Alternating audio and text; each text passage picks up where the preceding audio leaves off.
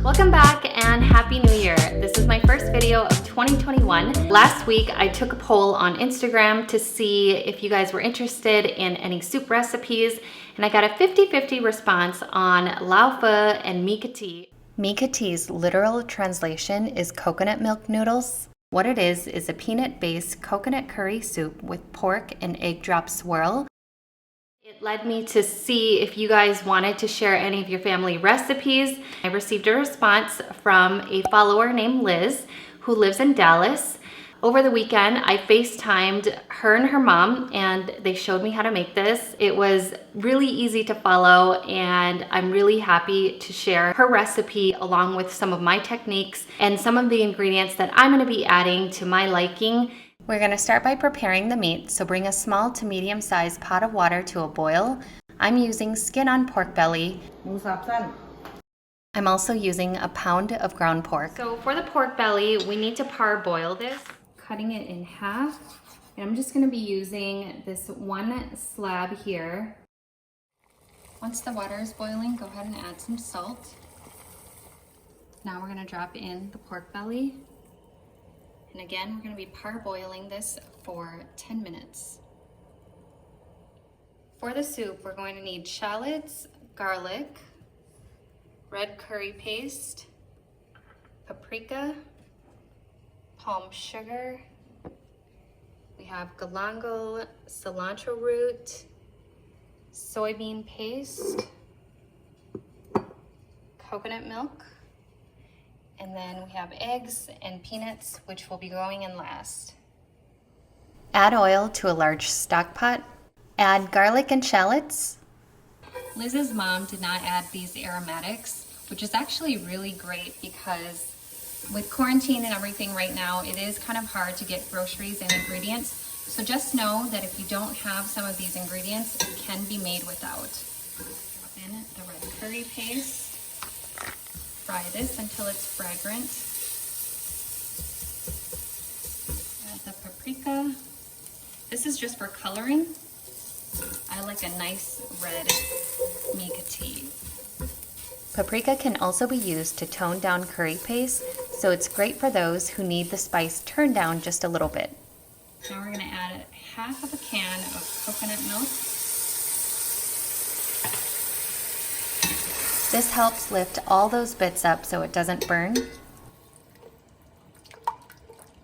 Then we're going to drop in the ground pork and get that curry and coconut flavor infused into the meat. Get this all broken up. We don't want big clumps. As I'm doing this, just keep in mind that we are boiling the pork belly as well. Once you get the ground pork nice and broken up, we're going to start adding palm sugar. Start with that.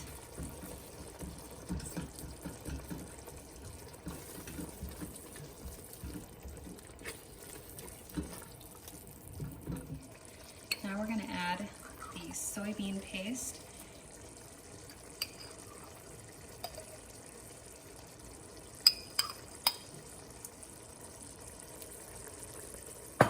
Cilantro roots and galangal.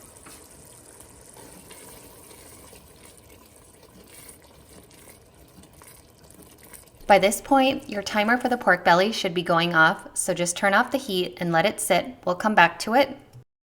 Now you can add the remainder of the coconut milk.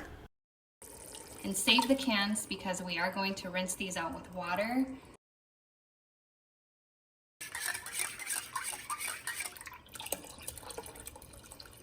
We're also going to be adding kaffir lime leaves. If you don't have this, you can also use tamarind or lime into your soup bowl. Stir and let it come to a boil.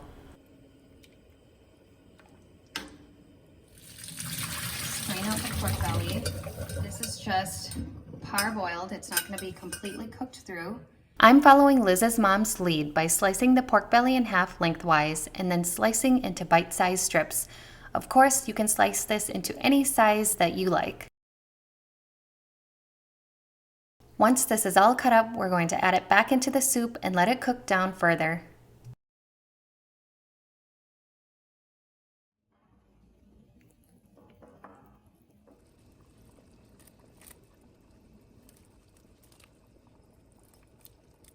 Let it cook for 30 to 45 minutes longer. This way your pork belly will be nice and tender. In the meantime, prep the accoutrements. I'm using cabbage, sawtooth cilantro, also known as culantro. Then of course we have cilantro. We have some scallion or green onion, bean sprouts, mint leaves, and banana blossom. Wash and chop all of your accoutrements. I recommend doing this ahead of time. You can even do it the night before and store in a container until ready to use. พวกเจ้ายังเป็นคนน้อยอยู่เป็นยังเป็นอายุน้อยเป็นดอกเพราะว่าบ่ได้นั่นแม่มีเกิดอยู่บ้านเฮาต้องเบิ่งอย่าเฮ็ดบ่ได้แบบนี้ Kids can't do like us old moms. Quick tip on banana blossoms. Add lime to a bowl of water. Let it soak for at least 30 minutes to prevent browning. For the noodles, bring a medium pot of water to a boil. In a large bowl, add warm water and then drop in your fresh noodles. I'm using pad thai noodles, but you can use pho noodles or vermicelli noodles.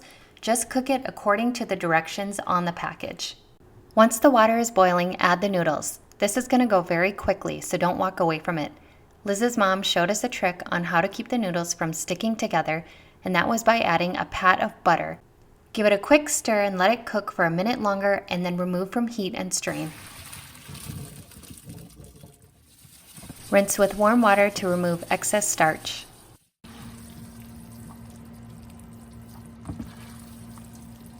We're almost finished with the soup. Roughly crush peanuts. I'm using roasted, unsalted peanuts. This is the consistency that you want. You don't want it too fine because you still want to see chunks of peanuts in this. Add the peanuts to the soup. To finish the soup, crack eggs in a bowl and beat well.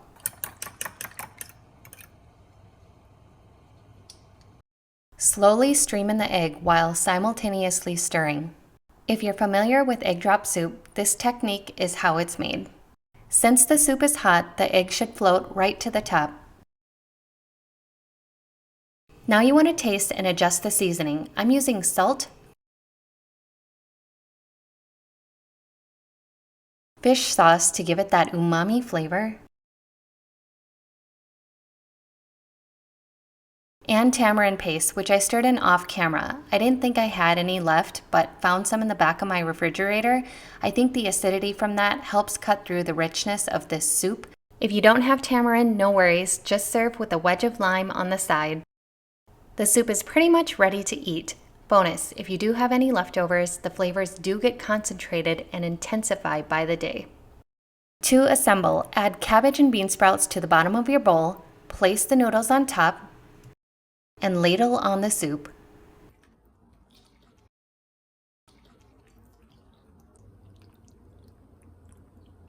Add accoutrements, additional seasonings, mix together, enjoy.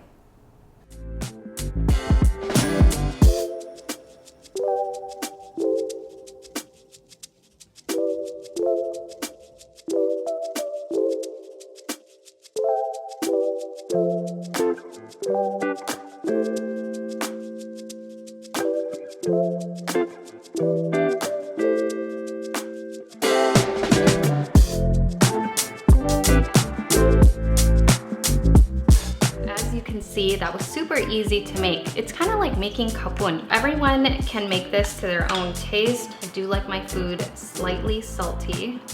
I'm super excited for you guys to try this. Thank you to Liz and her mom for showing me how to make this. I'll see you guys in another video. How is it? ใส่อีกน้ำตาลเพิ่มก็เอาถ้าอยู่ในนั้นนิดน้ำปลาหรือเกลือสักน้อยนึงก็ได้บ่อยากได้เอานี่ก็มีเกลือคือกันอันนี้เพิ่ม Okay, so she is gonna add more. She's gonna add another tablespoon. So that makes it 3 tablespoons total.